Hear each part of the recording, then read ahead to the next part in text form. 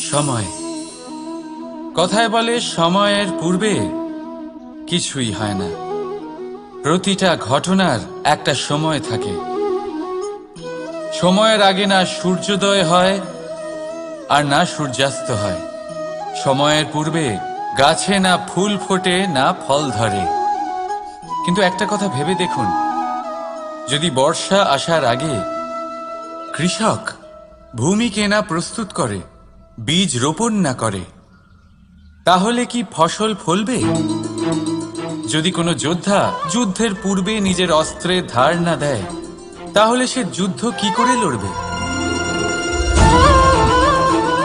এর মানে এটাই হলো যে সময় আপনার যখন আসার তখন অবশ্যই আসবে, কিন্তু ততক্ষণ এটাও গুরুত্বপূর্ণ যে আপনি নিজেকে তার জন্য তৈরি রাখুন। কারণ এই